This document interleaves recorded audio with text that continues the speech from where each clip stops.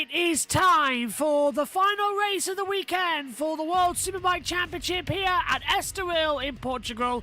We do have an opportunity for Top Rank to become champion. If the gap is more than 62 points at the end of today, he is the champion. Let's go down for pre-race ceremonies.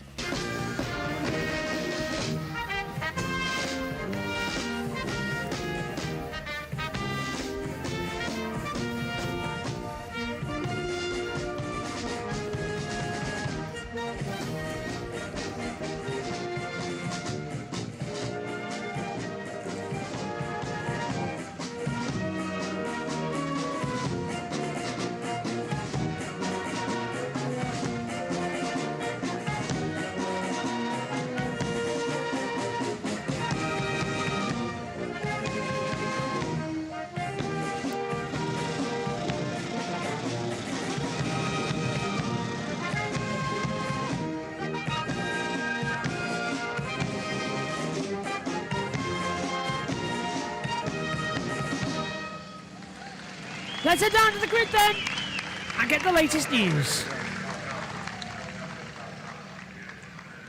A beautiful rendition of the national anthem there, and as you can see, there is 8 minutes and 50 seconds to go for this final race here in Estoril. Come over here, guys. We've got 5 or 6 minutes, and I want to start with Jonathan, because we're not starting with Jonathan because he's just gone somewhere, maybe to take a bit of a break. So we'll start with Alex Lowe's. Alex, you made it a little bit more difficult for yourself, obviously with the crash starting in 10th, but it's been another strong weekend for you. Yeah, strong weekend. You know, the punishment don't always fit the crime. In my head, probably wrongly, I was thinking if I could pass Locker in turn 1, really good sector 2 and 3. I felt like I was getting blocked a bit. I had a bit more pace than what was there.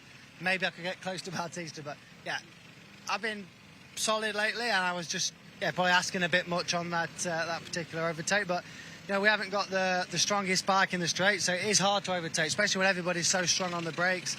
Our strong points, corner speed, agility, not really places you can pass in the middle of them chicanes. So bike feels good, I feel good. Starting a bit further back, the start's going to dictate the race a bit, but try and hang in there and see what we can take at the end. Hope you get a bit of luck into turn 1. Have a good go at it. Cheers, JT, thanks. He will, won't he? It's really, really critical, this turn 1 here in Estoril. It's not easy to get right at all. And as we go over now to one place in front, this man here, Michael van der Mark, he had a fabulous Superpole race, and because he finished 9th, it means that he starts 9th on this grid walk. I'll tell you, we can just have a quick word with Mickey. Hiya, great result in the Superpole race, 9th, a much better grid position for you, buddy. Yeah, you know, it makes it a lot easier. Yesterday I had a crash in turn 1, so first corner is a bit tight, so every row you gain is always helpful in turn 1. Obviously, your teammates battling for the World Championship here. If you can do anything to help him, I can see you probably will do. Yeah, of course. You know, we are getting so close now, and if I can do anything, you know, within respect, I will help him. I hope you have a good start. Cheers, thank you. Look, keep an eye out for Michael van der Mark. He has got a couple of races left, obviously, with the factory BMW team before he moves on to new things. We're just going to go one row in front. This is the second row. You've got Remy Gardner here, just on your left, the Australian.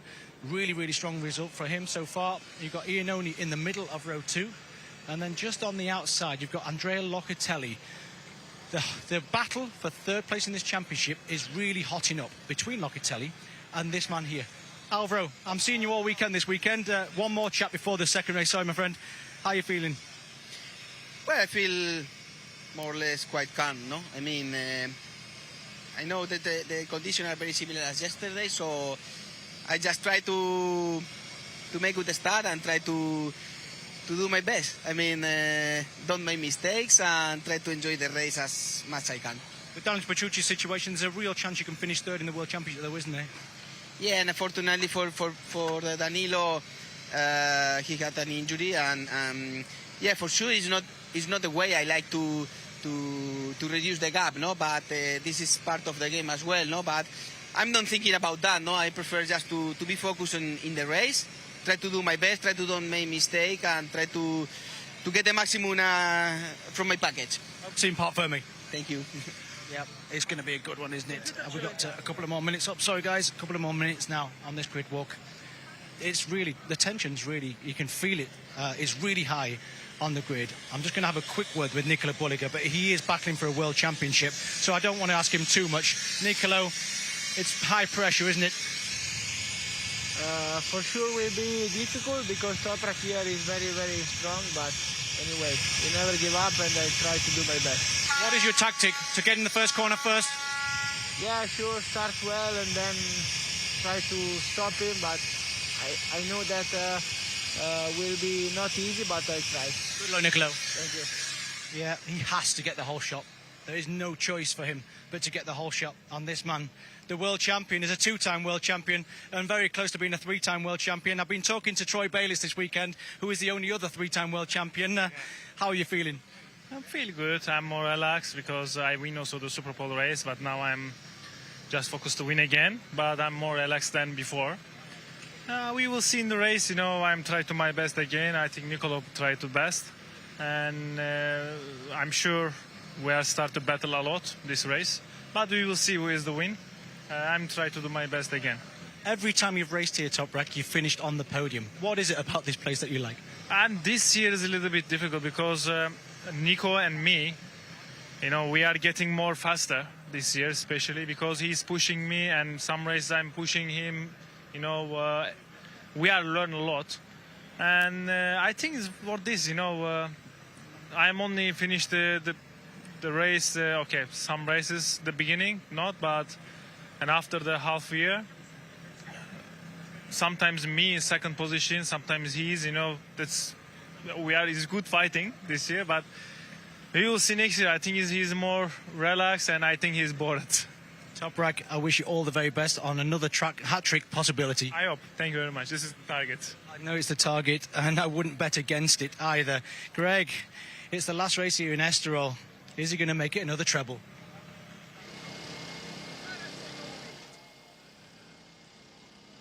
Well, that's the big question on everybody's lips. Thank you very much, James. If you are just joining us, welcome along to Estoril here on TNT Sports and Discovery Plus. 5 minutes to go until the race begins. 21 laps ahead of us. Toprak Razgatlioglu, P1 in the championship, P1 on the grid. Nicolo Bulliga, P2 in the championship, and you guessed it, P2 on the grid. The title could be won here, as Jonathan Ray did in 2020 when he saw off the attentions of Scott Redding. Scott Russell also technically won his title here in 1993 for Kawasaki, although that was a strange set of circumstances. The season finale that year in Mexico City was called off because there were, would you believe, Coca-Cola delivery vans and dogs and footballs and all sorts of things on the track. It was an absolute disgrace, the end of that 93 season. And so the Mexico City races never got underway. And effectively, Russell had been crowned champion, although nobody knew it at the time, at the previous round here at Estoril. Are we going to get it decided here today? If Toprak is going to win this title, and here he is now, he needs to either win the race or finish second. Third would not be enough. If he wins, he needs Bulliga, there he is, just behind, 9th or lower. If he's second, he needs Bulliga to be 14th or lower. So get your phone out, get a notepad out, and note that down, and we'll go through the story of the race together. Toprak is world champion if he wins, with Bulliga 9th or lower. If he's second, with Bulliga 14th or lower. Toprak needs a 62-point advantage at the end of this race if he is to claim a second successive title for BMW. The current gap is 44. BMW are now back in front of Ducati for the Manufacturers' Championship as well by 2 tiny World Championship points. 21 laps ahead of us, 33 degrees Celsius track temperature, and the tension is through the roof.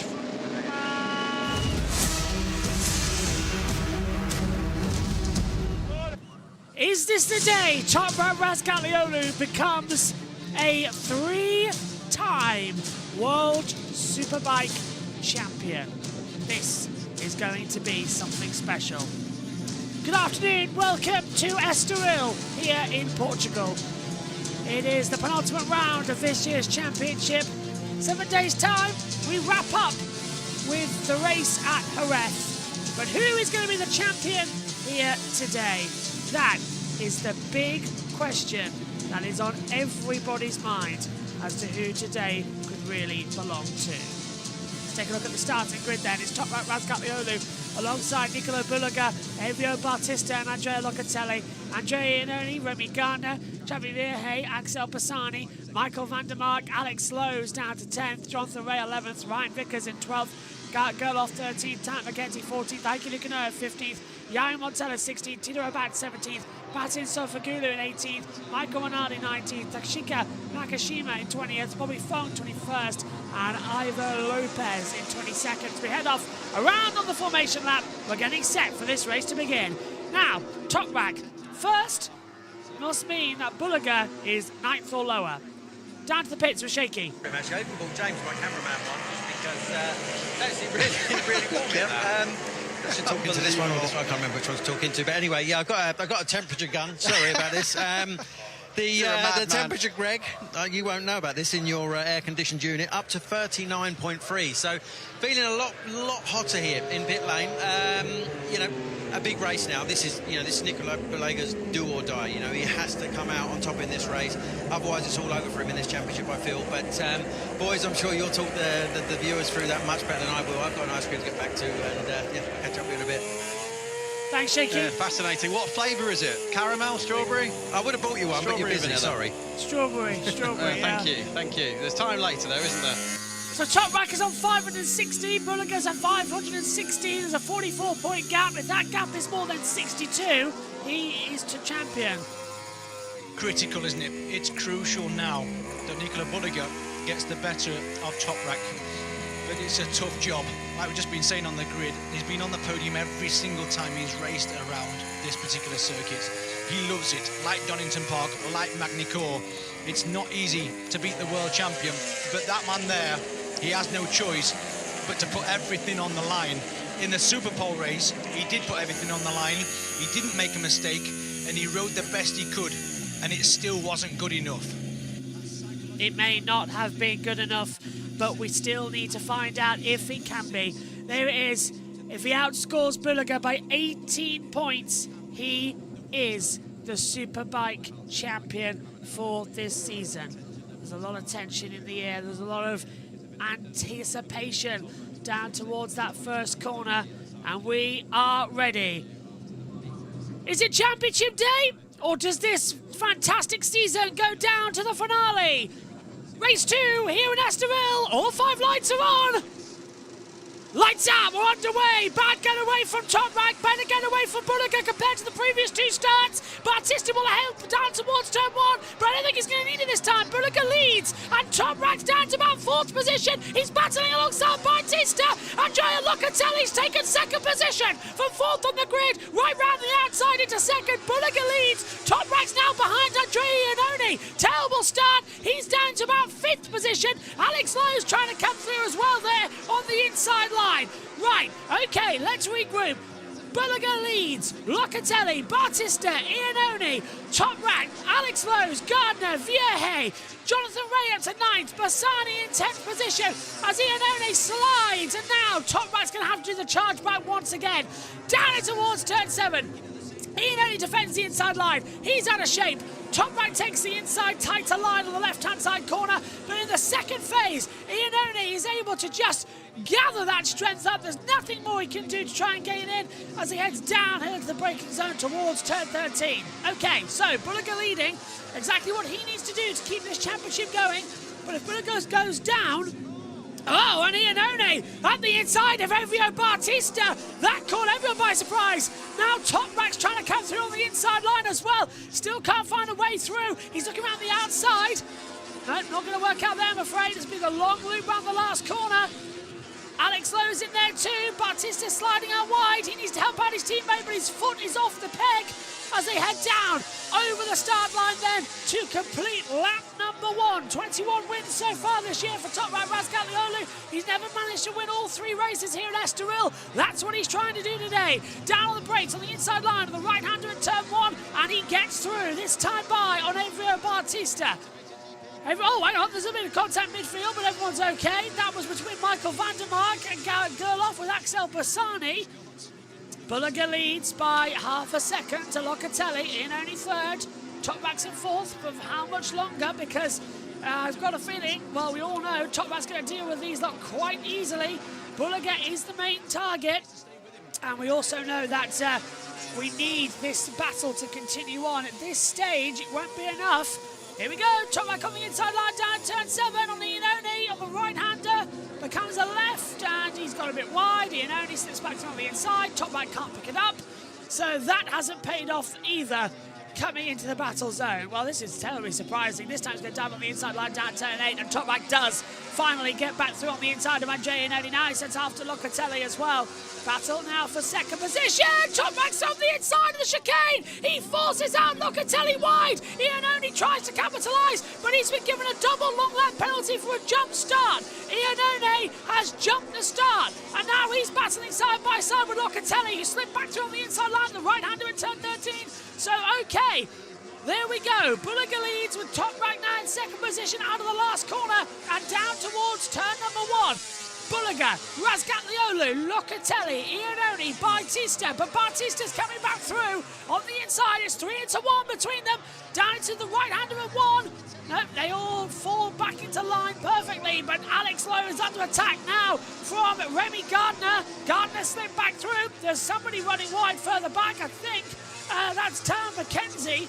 We'll double check that for you as well. Tino Abash dropped back. Here's the replay though. Back underneath Locatelli. Watch this. Oh, that was late, wasn't it? Brilliant reactions from Locatelli there, just to see him at the last minute, and he had no choice but to pick it up.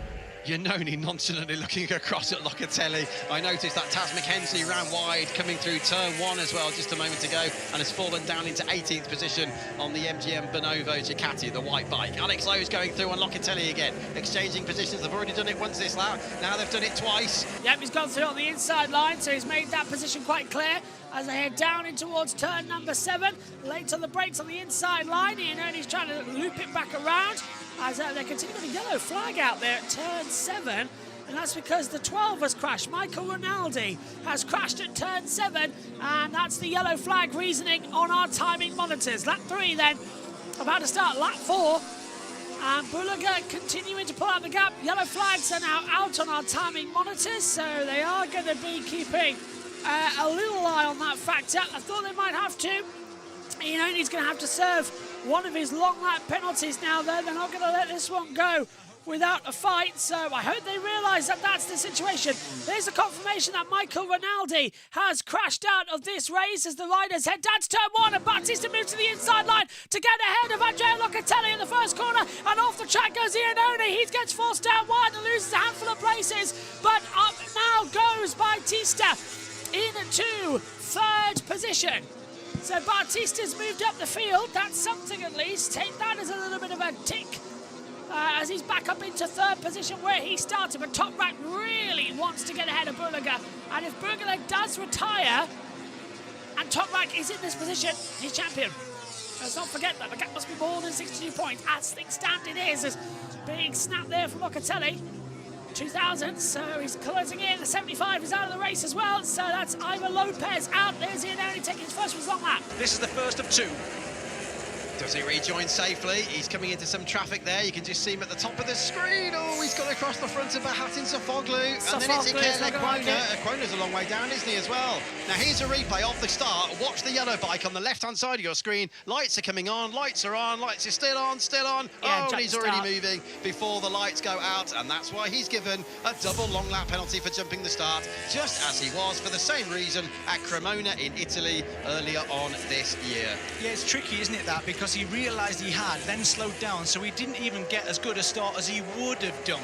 There's always an argument, isn't there, with the stewards, whether they should just let it go. If you haven't gained an advantage, then just let the race go. But, you know, any movement on the grid is a double long lap. The rules are the rules, and Toprak is not following any rules into turn 1 as he goes in there with a wheel off the floor, and it's Alex Lowe's underneath Locatelli again. Locatelli getting beaten up. That's not like Locatelli. And that's a repeat of what we saw in the sprint race this morning. Alex Lowe setting up the inside of Locatelli. This time, though, better for Alex Lowe as he did not crash out. That's why he started the race down in 10th position after a bad Super Pole race earlier on. He finished 15th in that one, but thankfully the qualifying helped him out. through the reverse grid situations. Remy Gardner running now in 6th position. And 2 penalty laps complete. So Ian only has now served both of his penalty long laps. That is good news, at least on our side up here in the commentary position. That's the information that we've been given. Bulliger 1.291, but Toprak's closing that gap sector by sector. 15,000s here, 15,000s there. It all comes together with 17 laps to go. It's a long race here at Estoril, and unlike yesterday, no red flag to continue the procedure. Bulliger's a 135.645. Razgatlioglu in there. Bautista, Lowe's, Locatelli completing out the top 5 as they continue through the chicane. And rising back up here, Bautista has got Alex Lowe's directly behind him coming down the start-finish straight. And I've got a feeling Lowe's might make a move here. He's got very, very much alongside the slipstream. Both of them, of course, one on the chicane with Bautista, one on the big motor. Rimini bike as well for Alex. Can't find the way on the inside line down at the braking zone.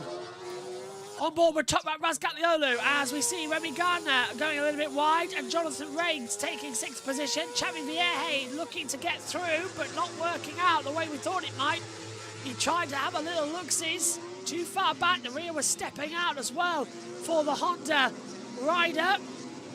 As Bulliger now the gap 1.2 seconds as it currently stands, as you can see on your timing monitors up here in the commentary box. They keep on running and we keep on finding new situations, strange new racing actions between each other as they go down, down and down on the brakes once more, desperate to try and find some form of traction that isn't going to be a huge accident. As there is Bulliger, 135.645. He's got the fastest lap of the race so far. Looks like he's on a Sunday ride through the back of the chicane as well. Toprak though, knee down, almost getting his elbow down as well. The BMW was through the inside line as well. That's very late coming in from Xavi Vierge, diving on the inside line of Remy Gardner. And now Axel Bassani's trying to have a look-see through as well as the TV picture momentarily breaks up on us. Fabulous run so far here. But Xavi Vierge moves up into 7th position. Gardner down to 8th. Bassani right behind, over the line now. Bautista, who runs in 3rd position, is holding off Alex Lowe's as well as they head down to turn 1. It's a long run here from the last corner to turn 1. Late on the brakes, and there's a few little manoeuvres further back. Michael van der Mark now in 10th position, chasing down Axel Bassani. As TV pictures again have a bit of a freeze. Toprak responding to Bulliger's fastest lap next now, 135.524. As we take a look at drone cam through turn number 3 and holding on the outside line. Gap now 1.103, as I said just a second ago. So Bulliger is losing time. Toprak's pulled out 5 seconds to Bautista, who's holding up the rest of the field just like it has been all season long. Looks like Bulliger might just walk away with next year's title at this rate. I wouldn't be at all surprised if that would be the situation. But Bulliger, by 1.2, having the time of his life right now. He knows this is a long race, and he knows what he did earlier on in the Tissot Superpole race as well. Closed down Toprak. This is the first time all weekend he's had the advantage over the Turkish rider, as the lap times again reset themselves to close back in. Bulliger, 1.2 now at the line. We're watching the battle. 3, 4, 5, 6, 7, 8, 9, and 10. So all the way down from Bautista to Van der Mark. Then there's a gap before another run between Vickers, Garrett Gerloff, Ike Lukanoa, Yardi Montella. Ike Lukanoa has dropped down, actually. Lukanoa's dropped down, so the baton's off for Gulu as well. In 15th position now, involved in that little melee. 135.485 then for Bulliger. Fastest first sector and fastest lap last time by. A little bit wide there, unfortunately, coming over. And that's running wide for the 65 of Jonathan Ray. That's going to allow Xavi Vierge to have a little bit of a run on him. And he thinks about a look on the inside. Vierge was a little bit foolish. The 28-year-old needs to cool his jets a little bit, because that would not have been a manoeuvre that I would have done. It was a T-burn action complete to hold it in.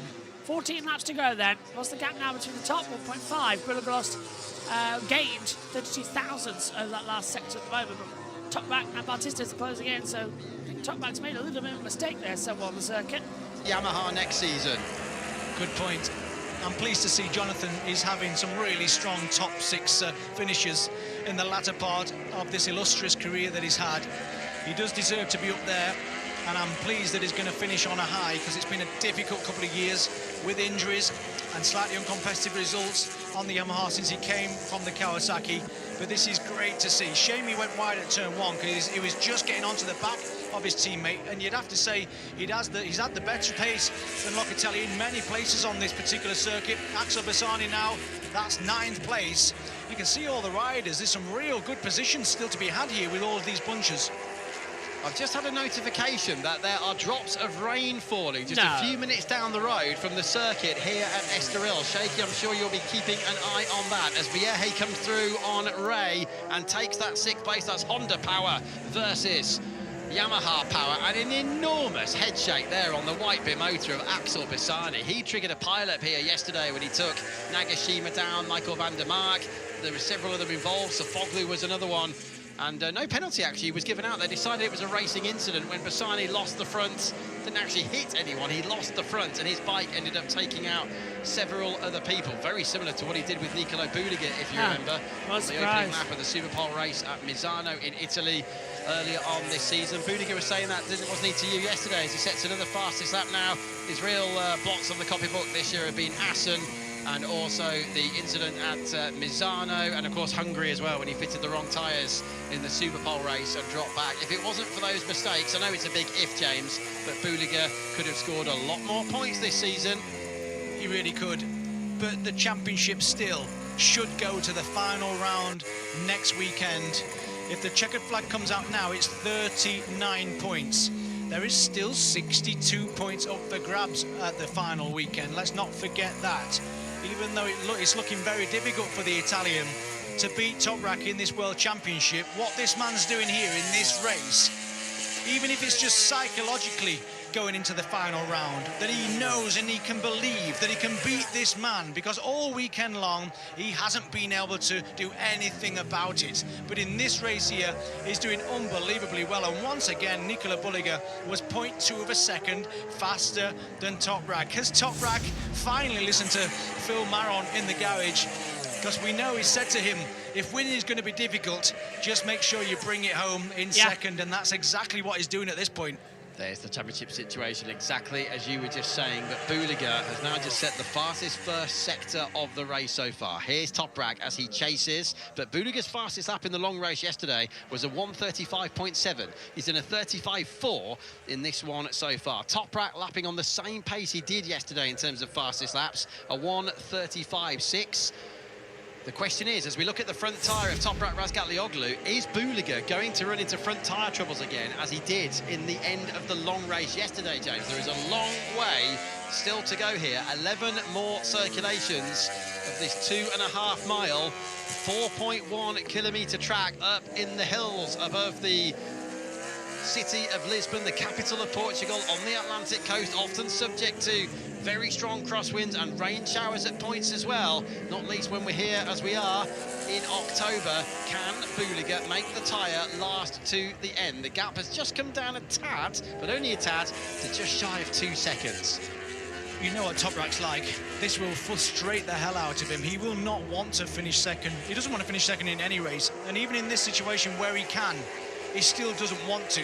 And Nicolo Buliga is doing a great job of just dangling the carrot enough in front of him to force him to chase him down. If Nicolo Buliga just cleared off into the distance, Toprak would have just relaxed the pace, I'm sure. But it's still close enough. And there's 3/10 that is just cut into the lead of Nicolo Buliga. And that's not Jari Montella. Once again, having problems with his Ducati into turn 1. That's the second time that's happened in this race. He's rejoined just behind Taron McKenzie, and he's down into 17th place. The sole Barney Sparks Ducati Shout out also, of course, to Sam Lowes, who was hurt in a training accident the other day and has bruised his chest, possibly even bruised a couple of ribs as well, we believe. Also, Domi Aegerter, who has a training injury and he's also not racing this weekend. Petrucci, of course, well documented, will be undergoing surgery tomorrow to try and recover the situation with his right hand to be able to race and salvage his third place in the championship in Spain next weekend. There is Iker Lecuona. He's returning for an injury, but that was his left arm breakage. Remember, that was the carnage caused by Iannone on the opening lap in Hungary, and it left Iker out of several World Superbike rounds, as well as missing the Suzuka 8-hour and 2 substitute rides in MotoGP. But he has now since been confirmed as a Ducati rider as he partners Buliga to replace Bautista in 2026. And there's Ryan Vickers. James, we've talked about him through the season. He's had some very, very strong results, the number 17. He had that 11th place, if you remember, at Misano when he received the round of applause from the team, another couple of 11ths at Donington, and he was right up there, wasn't he, fighting for the top 5 and finished 7th in the Superpole race at Balaton Park in Hungary. And like you say on the grid, he hasn't had a fair crack at the whip, and it's not his fault at all. And I have to say, well done to Roger Burnett as well for coming on the show and speaking about that situation, because Ryan has tried his best and he really hasn't been rewarded with that second season. And they say it was a 2+1 and he's out after year 1. If it is 2+1, then you can see why Roger Burnett and Ryan are a little bit disgruntled about that, because that's not on, is it really? You know, a contract's a contract and you should uphold them. But you know, Ryan Vickers, if you could just get one more year at it, you've learnt the tracks, you've learnt the tyres, you've learnt the electronics, you've learnt the new team, you've built relationships with a foreign-speaking team to try and relay the information you want to get into the motorcycle to get a better setting for you. And as you can see, he's riding around just behind the next year's factory Ducati rider, because the best team, or one of the best teams in the paddock, has seen from Iker Lecuona enough to want his services. And Ryan Vickers is travelling around the track just behind him. And it's a real shame. He's got the potential, but he hasn't got £400,000 again to put into his career. And there's not many people that can. And it's a sad case that we're losing such talent from World Superbikes because of the financial situation. Yeah, I think since tobacco sponsorship ended with the EU directives and the regulations around 2005, 2006, it certainly has made life more difficult, hasn't it, for sponsorship of teams in motorsport 4 and 2 wheels. So hopefully that can be rectified in the future. But it's tricky times, isn't it, in general, as Gardner goes through again on Jonathan Rea, and once again it looks as though Jonathan's going to have to wait if he's going to get that last World Superbike podium. Can it happen, I wonder, in Jerez next weekend? But he's running out of races, only 3 left after this one. Gardner then moves up into 7th place, and that's important, isn't it, for Remy Gardner to be ahead of Jonathan Rea? It's been a tricky few rounds, actually, hasn't it, for the Australian Remy Gardner, former Moto2 world champion, don't forget, as we ride again with Jonathan Rea. Gardner right in front of us, Bassani right behind. Seems a long time since Assen, doesn't it? That podium, that sole podium of the Australia, as he goes through just in front of Jonathan through turn 5 into turn 6. We know the potential of the former Moto2 world champion. You don't win those championships without having some talent, and fingers crossed the Yamaha can just develop through the winter, because it's struggled as a package for the last couple of years. They've got the extra 0.5 kilograms of fuel per hour now, the Yamaha. We've seen a little bit of improvement because of that here. They haven't been losing as much time down the straights, but the Yamaha still needs to make another jump just to get to where they want to be. Just as a reminder at the front, because we're not seeing Toprak and Bulega, it's 1.7 seconds now, not 2, and we know that Toprak is amazing in the first split. And Lecuona's gone down. Lecuona, number 7, look, he's crashed at turn 7. So same place where we lost Rinaldi earlier on in the race. Another crash then for Iker Lecuona. I don't know whether this one was his fault or a la yesterday, it was not his fault, but Lecuona dropping out of this race. So that puts Ryan Vickers then now up into 11th place. Gerloff goes 12th from Iannone, Sofoglu and McKenzie. Iannone, by the way, charging back through, of course. He was down towards the back of the field after the 2 long lap penalties for jumping the start. Don't worry, that's not a new yellow flag. That's just another reminder that they're still out for Lecuona. It always makes our hearts skip a beat, doesn't it, when that graphic disappears and comes back again, because you think somebody else has had a problem. But there's Michael van der Mark running inside the top 10. Now, he had a strong end to last season in Jerez when he grabbed that podium, didn't he, to celebrate with Toprak. Let's just hope for Michael, because it might be his last ever World Superbike round next weekend, but there's some good fortune ahead of him. But this looks like fun, James. It's Vickers with Lecuona now gone, up to 11th place, and Garrett Gerloff right behind him. But Garrett Gerloff is very, very sensitive, not just in terms of feel on the bike, but in terms of his mindset as well. And he says himself, he's extremely hard on himself. It doesn't take much to just topple him over the edge of the cliff, and that won't take much to topple him over the edge of the hill here. Massive moment there on the front of Gerloff's Pichetti run Kawasaki, but everything changed, didn't it, for Gerloff when he unintentionally ran into Toprak at Assen at the first corner in 2021. His confidence just hasn't been there across the board since, and it's such a shame. There's so much more potential, I think, to be unlocked with Garrett Gerloff, but whether he's on a Yamaha or a BMW or a Kawasaki now, it's just not quite happening, is it? Not happening at the moment, as 2/3 of the race distance have been completed, so if the red flag would come out, the race would be over. But are we going to see now a little bit of a slipstream manoeuvre down the back straightaway? We're watching as a little bit down the brakes, actually. The 17 of Ryan Vickers holding off the 31 of Garrett Gerloff, who is having a wonderful weekend, let's be honest, Garrett. He's scored some good points, some decent points. He's going well. Doing a great job. Just looking at the lead once again, as you can see Nicola Bulliger's camera shot there, looking into his face. The gap is still remaining at 1.7. He's doing an amazing job of keeping Toprak at bay. Bassani pushing so hard, it's blisteringly quick through there. The fifth gear, fifth corner on the circuit, the right-hander coming up round the back of the paddock. Jonathan around a 37 flat was just by a fraction, look, and literally a fraction quicker, but there is nothing in it. Everybody a little bit stronger than everybody else in this group in a different parts of the circuit. Jonathan, as we said earlier in the show, claimed his 6th and final title here in 2020. There's a lot of debris, wasn't there, on the old track in the background where people had crashed.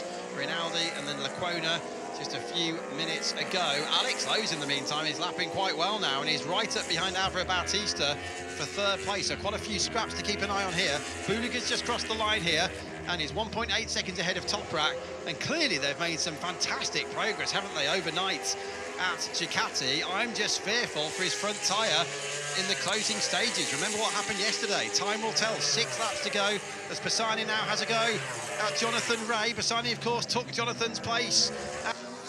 Yeah, he's going to go on the inside line down to turn 1 of the right-hander, and he's taken it with ease. And Jonathan Ray now drops down into 9th position. Remember, he's never had a weekend here at Estoril where he hasn't been on the podium. This will be his first, and, well, sadly, it comes in his last season of World Superbike action for retirement next weekend at Jerez. Oh, he's looking behind him again, Jonathan. I'm not sure if that he's got a problem with his bike underneath him. Fingers crossed he hasn't, because it'd be a disaster for Jonathan to have 2 DNS, but he's losing a lot of ground on the 2 riders in front of him all of a sudden.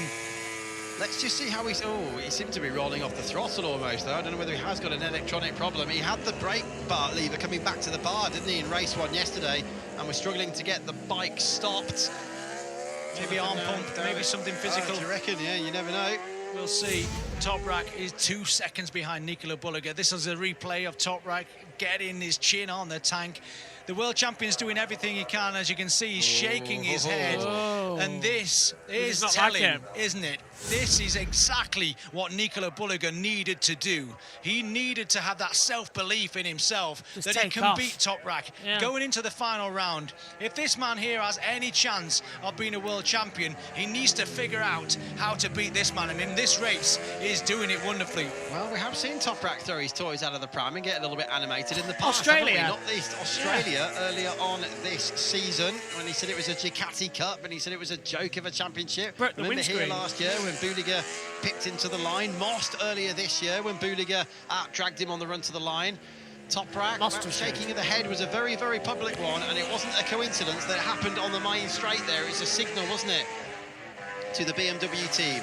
Nicola Bulliger was dejected in the Parc Fermé after that Superpole race.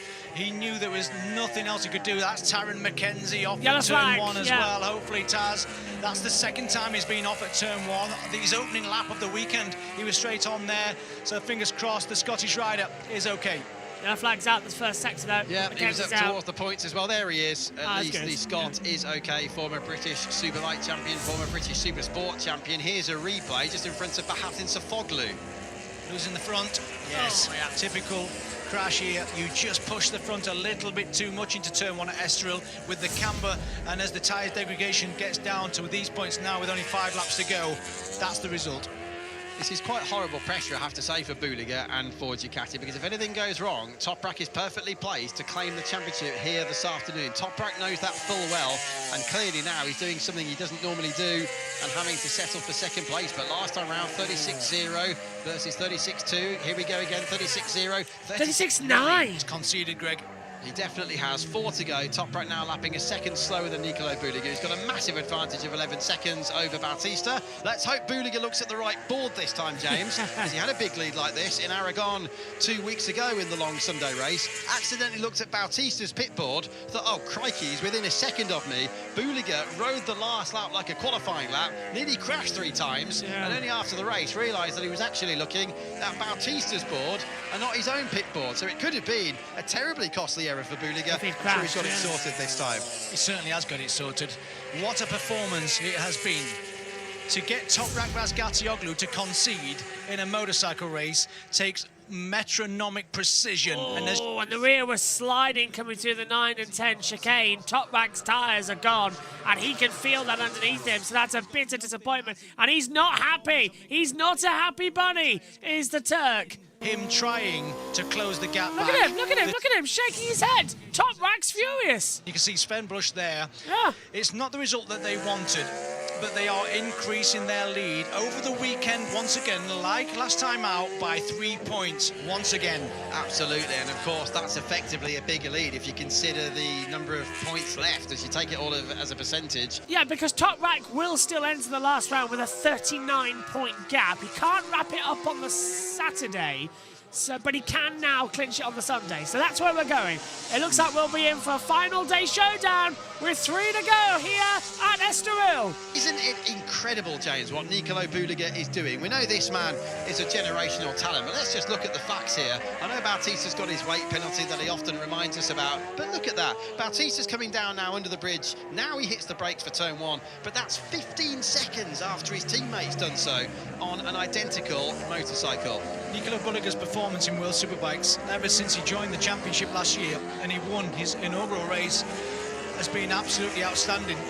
And if it wasn't for a Toprak Razgatlioglu on this planet, he would have been possibly a 2-time World Superbike champion in only the first 2 years of him competing in there. Against the likes of this man here, Alex Lowe's, an informed Locatelli, etc., etc., is not an easy task. So take nothing away from the performance of Nicolo Buliga on a championship in its entirety, but in this particular one, this is absolutely world class. And if Nicolo Buliga is to be a world champion, it's rides like this that will allow him to achieve the greatest honour in World Superbikes. Look at this metronomic race pace for Nicolo Buliga, the 25-year-old from Montalcino, Emilia. He won the 2015 Junior Moto3 World Championship. He won the 2023 Supersport World Championship through the Senna Parabolica, traction control, biting away, and he'll see that pit board. I'm sure he'll look at his own pit board and not the luminous yellow one. There you go, there's his board. Lap 2 to go. P1, position 1, plus 3.9. That's your gap back to top. Yeah, but it's now actually 4.1 as they come over the line, so he's taken off massively. Beat Toprak in this year's World Championship. It's rides like this and the small victories of the individual races that will mean so much to Nicolo Buliga, won't they? Because Toprak's going to MotoGP next year. Nicolo is not going to have the thrill and enjoyment of trying to beat him, to try and be the world champion against him. So in these last 4 races, including this, for this year's championship, this is a massive, massive victory for the Italian. And provided Ducati get it together with a new bike with the double-sided swing arm, which is a totally new philosophy for Ducati, which completely affects the weight distribution and the way the bike handles, there's every chance this man could be dominating the championship next year if he keeps this sort of performance up, James. He certainly will. I think Iker Lecuona is going to be fast, because anybody riding this bike will be fast, because that's how good this bike is. I'll be interested to see, though, with the brand new V4 Ducati that's coming into the championship, how the satellite teams do, because this man here is going to the Barney team, and because it's a brand new bike, the packages should be very, very similar from the factory team to the satellite teams. So let's see how, obviously, Bautista and Montella can do. And then we don't know where Ian Oney's going yet, do we? So it's going to be interesting to see how Ika Lequana does on that factory Ducati. Another interesting rumour, by the way, that's emerged over the last few days regarding Iannone and the fact we know he's leaving the Go 11 team with Lorenzo Baldassarri could be coming back into the Superbike World Championship. We know there's a lot of talk about money, as Roger Burnett and Rachel Stringer, Shaky Byrne were chatting about earlier on, but watch out for a possible return to World Superbike for Baldassarri. And also many thanks as we now start the last lap to Ryan Lilly, who's messaged in to say he did notice Jonathan Ray was looking at his dashboard on his bike a few laps ago, so certainly some sort of electronic issue by the sounds of it for JR. I'm sure we'll find out at the end of the race, but we are on to the last lap now. And yeah, this will be the last lap, and for Nicolo Bulliger, his 17th career win is on his way, but it will be his 11th win of the season. You know, it's year dominated between him and Toprak. Toprak's won 21 races. One goes to Andrea Locatelli, and 10, now 11, will go the way of Bulliger. 1 weekend left then, 3 races, and it's going to go down to next Sunday. Gap 39 points, it can't be done. It has to be the 2 races. This is going to be a mighty, mighty effort. But now, as they come out of the last couple of corners, pulls it back the throttle. Nobody can deny who today's race victory belongs to.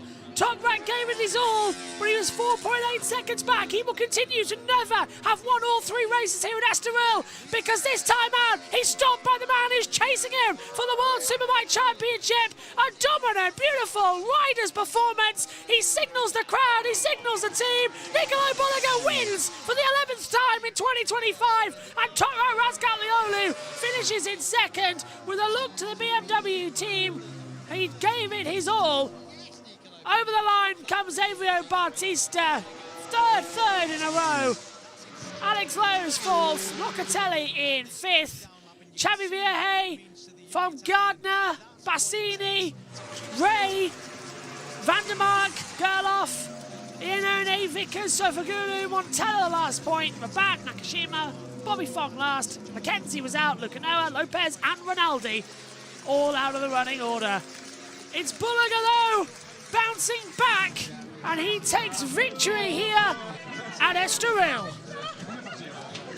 Let's head down and join the world feed for some interviews as we wait for TNT to come back. Operations until this day next week.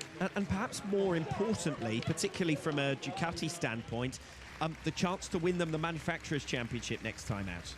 Yeah, and that's one of the important things for Ducati. It obviously matters. They got a 3-point lead, and obviously the expectation is that Ducati and BMW will share out the wins in Jerez, and then it comes down to who's able to go 2-1.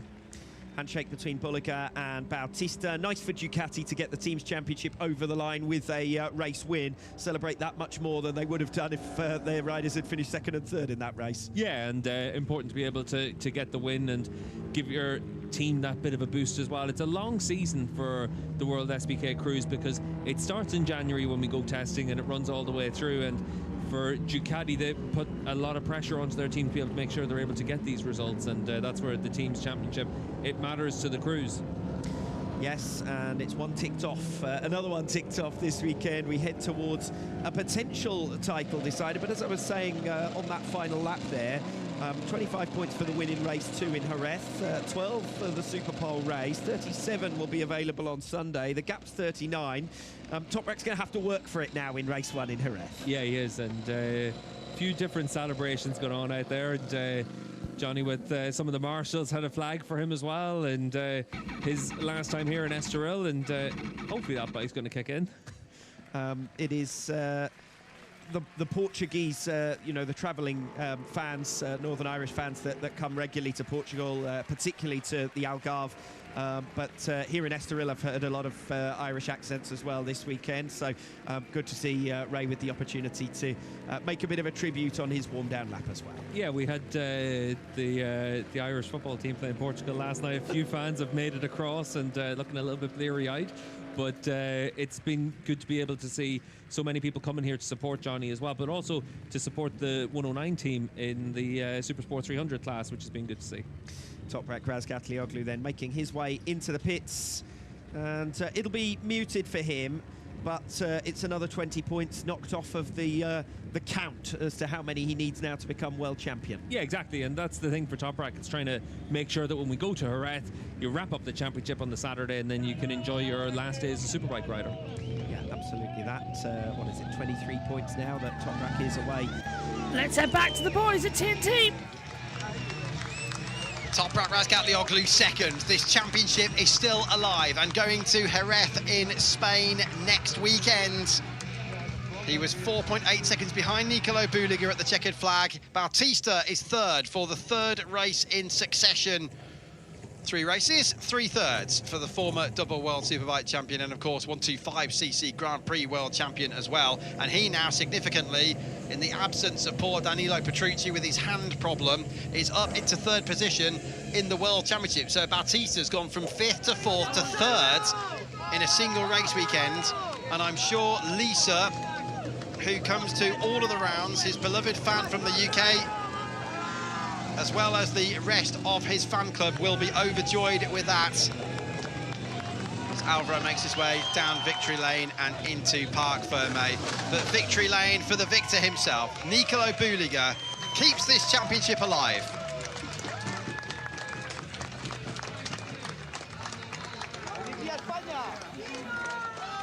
Well, it has shaking his head pretty much all weekend, but in that race it was Toprak Razgatlioglu shaking his head, Shane, because he had nothing to come back at what Buliga managed to achieve there when he checked out, and in the end by about 5 seconds he crossed the line to Toprak. Yeah, that was interesting because, you know, we said, didn't we, before the start of the race that Nicolo had to do exactly what he did then. I mean, it doesn't win him the world championship, but it at least takes the championship to Jerez, to the final. This is the start of the race. As you saw, Toprak got a great launch off the line, but Nicolo was super strong off the start as well. Alvaro again, like very, very strong off the start, but Nicolo took the lead there, and it was a bit of a disaster for Toprak because Locatelli dropped into 2nd, then Alvaro, then Toprak, but now Andrea Iannone goes up the inside of Toprak here. That cost him another position. It just took him a little bit of time, didn't it, Toprak, to get back through to 2nd place. But by the time he had, you could just see that he wasn't looking overly happy. And one of the things that stood out to me the most about the race was towards the end there, watching Toprak just not quite going white line to white line. You could see there was a problem with his rear tyre, maybe his engine brake, because he's very, very sensitive to his engine brake, and he wasn't his normal precise self, was he? He's made a couple of little mistakes, and that's unusual. We saw him shaking his head in the race as well. That's not like Toprak. You think it was more of a problem from Toprak than something that Buliga had found possibly since the Superpole race? Well, I don't want to do Nicolo Buliga a disservice, because I told you before they would have clearly worked hard over last night through the Superpole race to make sure that he had a better package for this longer race. They had all the experience from the afternoon, but yeah, I think Toprak had a problem, and Nicolo done a good job. Well, let's try and find exactly what those problems were, if there were any, because JT is down there for us. Thank you, Rachel. Yeah, Shaky was just asking whether you had some problems with your bike in that race. Yeah, when I start to catch him, it's a little bit also, but front and rear tires start drop immediately. First I start drop the front tire, and after I'm start to manage, but when rear tires start drop, I'm not easy to manage. Especially last corner, I lose a lot because bike not turning. And but I think the problem, you know, some riders not make a respect in the race, and I need to push the beginning the lap for the catch him, and rear tire is destroyed and looks like that right side. And last laps I feel a lot of chattering, and I'm scared also the rear tire, and I feel a lot of vibration. I say okay, 2nd position today is enough. What I say, you know, before, and but I'm happy, you know. I'm finished the podium. I take a good points for the championship. Now I am looking the Jerez. Do you think you've done enough this weekend to clinch a 3rd world title? Yeah, but also I'm not expect the last race. not expected like this, but anyway, you know, the beginning race, the first laps, I'm fighting with the other riders. I think looks like the Ducati family working is very well the first laps. But anyway, you know, this is a race. I'm trying to my best. Obviously, next race is the final race at Jerez, the BMW and Ducati. Which do you think is going to be the stronger package? Normally, Ducati is very strong there, but I'm ready to fight for that. Brilliant weekend for you, Top Rat. Congratulations. Thank you very much. We can't wait, can we, till the final race in Jerez. 36 points is a lot, but it's still not over, is it? It wasn't the best World Superbike race that we ever watched in history, but it is fascinating, just the psychological advantage now this man has got from that win. After the Superpole race, Nicolo, you didn't think that you could beat him this weekend, and in that one, you did. Yeah, I always believe in me and in my team. This is the most important. We improved a lot during the weekend. Yesterday and this morning was not enough, but I knew in my mind that I had the potential to beat the Top Rack here. I knew that was very, very, very difficult because he's incredible this year, always, but especially here in Estoril. He's always very strong, so I just believed in me and in my team. And yeah, it was a very good race, very good pace, never mistakes, so it was very good race. How important is it psychologically to go into next weekend knowing that you can beat him? Jerez is one of my favorite tracks. I know that I have a good chance to win in Jerez because for me it's a track that I really like. Also in Moto3, when I was a rookie, I did my first podium there, so it's a track that I like a lot. So I will try to do my best, but it's difficult because the Top Rack need to finish second, and for the moment me and him, we are doing another job. So for him, doing second now is quite easy, and for me, win is not enough. So, but I repeat, I never give up, and I will try in Jerez. We know that, Nicolo. In the 2 years you've been in Superbikes, you pushed the championship until the final round against Top Rack Razgatlioglu. You should be very proud of yourself. Yeah, I know that Top Rack is maybe the strongest guy I never met in my career. So I'm proud to fight with him until the last race. Brilliant victory. Well done. Thank you. Yeah, it's important, isn't it, just to get that psychological advantage going into next weekend. And that's 1 and 2. And we are just about to hear from third place. It's been a triple of thirds for Alvaro Bautista. He's had all his family and friends here. I know it's been a long weekend, Alvaro, but 3 races and 3 podiums. Yeah, for sure. I think it has been positive weekend, no? This is the weekend 3 for me because third in the Superpole, third in the first race, third in the championship as well. So yeah, has been positive because we were quite focused and we didn't make any mistakes during all the weekend. So I'm happy for that. But yeah, you know, when I see the front guys too far, I'm happy because I get the maximum. But in this track, the difference has been really, really big. Between both them and the rest. Yeah, but we fought for the podium in all 3 races, so I'm happy because we get it. You're going home next week, the final race of the championship. Nicolo Bulliger's still fighting for this championship. Are you going to be there amongst those 2 at the front next week?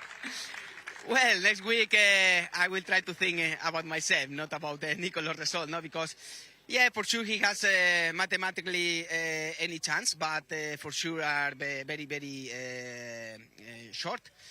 So I think I cannot help too much. I mean, even if I try to beat Top Rack and he win, the difference in the championship is too big, no?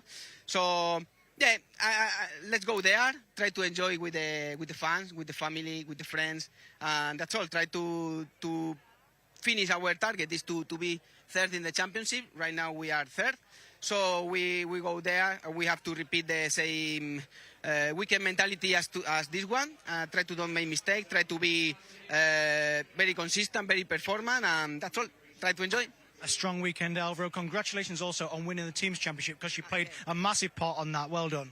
Thank you. Yeah, I maybe less than the half points for the team, but it's always important. Thank you very much. Thanks. Thank you, Rachel. Thanks, JT.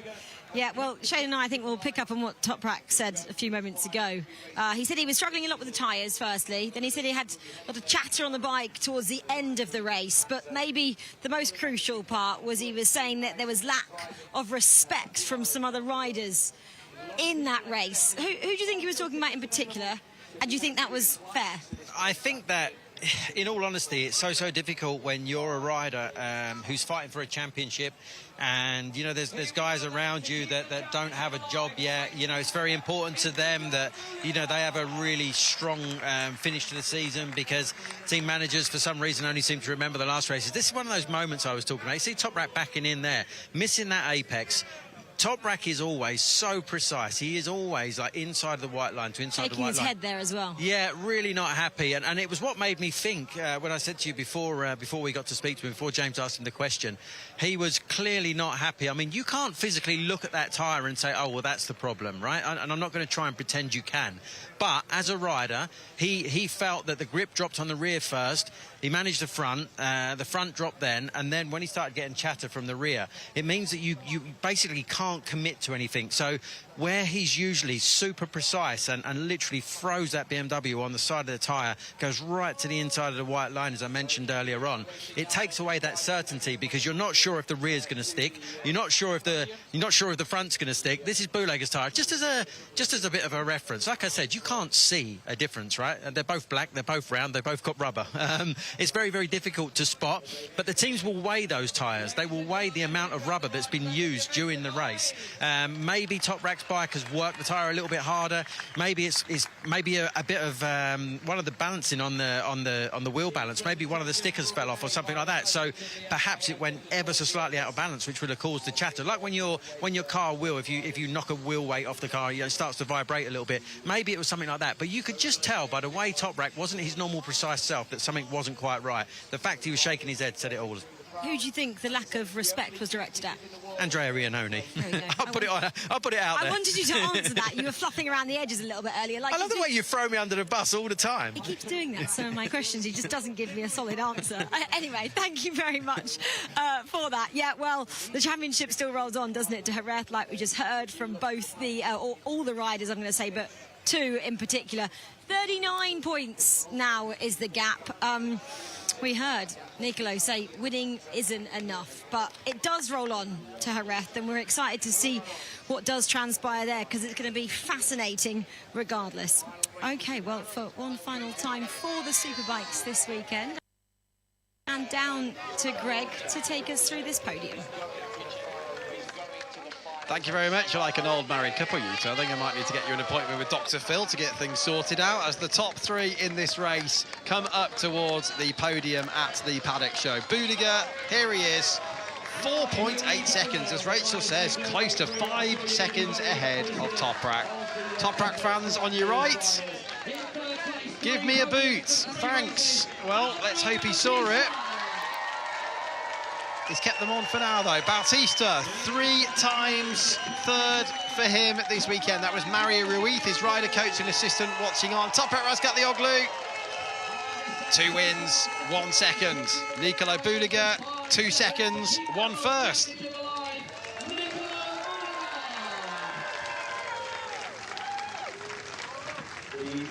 If Bootlegger wins race 1 at Jerez, it will go on to the Sunday.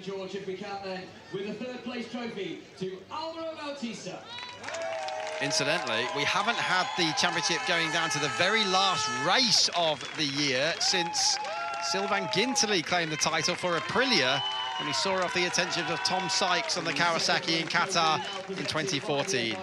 FIM President George Viegas, who is from Portugal, up on the podium.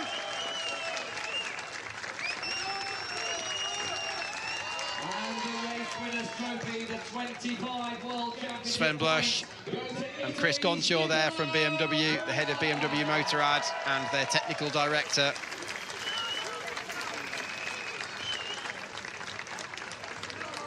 Villegas, incidentally, in his second term as FIM president, having taken over a few years back now from Vito Ippolito. And I do believe Villegas will be coming to Jerez next weekend as well. And then, of course, he'll focus on Portimao and Valencia MotoGP for the end of their season. Alex Jonah, mechanic from Aruba Ducati. What a special one for him, the day on which they've won the team's championship and retaken the manufacturer's championship advantage as well.